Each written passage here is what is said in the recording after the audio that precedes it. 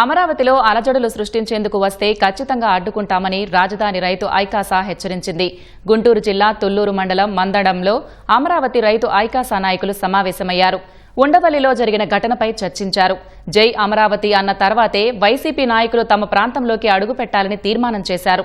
AP రాజధానిగా మావిగన్ ఉండాలని కోరుకుంటున్న జగన్ కు అమరావతి అన్న ఇదే అంశంపై ప్రధానికి వినతి పత్రం ఇవ్వాలని రైతులు డిమాండ్ చేశారు.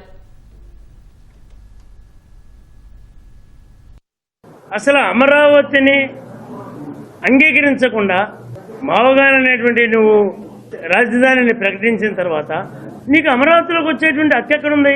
మావగాన్ అనేటువంటి రాజధాని అనేటువంటి పదాన్ని వాడారో దానిని విత్డ్రా చేసుకొని ఆంధ్ర రాష్ట్రానికి అమరావతిని ఏకైక రాజధానిగా మేము అంగీకరించున్నామని చెప్పిన తర్వాత దీని విషయానికి రావాలి. ఏదో వంక మీద ఈ రాజధానిలోకి వచ్చి అల్లకల్లోలను సృష్టించాలనేటువంటి విధానం కరెక్ట్ కాదనుకున్నటువంటి వాడు ఇందులో రానటువంటి అలసలు సృష్టించడానికి వస్తున్నాడు అనేది మా అభిప్రాయం.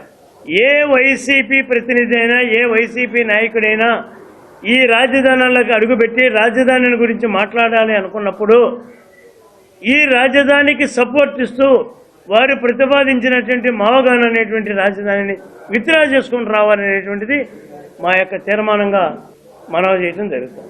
ఒక రాజకీయ పార్టీ నాయకుడిగా ఒక రాజకీయ పార్టీగా రావచ్చు. నువ్వు ఒక ప్రత్యేకించిన ఇష్యూ మీద వచ్చేటప్పుడు ఈ ఇష్యూను నువ్వు కాదని పార్లమెంట్లో వ్యతిరేకించినప్పుడు బహిరంగంగా నువ్వు బయటికి వెళ్ళి దీనిని అమరావతిని రాజధాని కాదు మావగానే రాజధాని అనేది నువ్వు అనౌన్స్మెంట్ చేసిన తర్వాత మేము దానికి భిన్నంగా కూడా ఉండాల్సిన పరిస్థితి వస్తుంది కదా.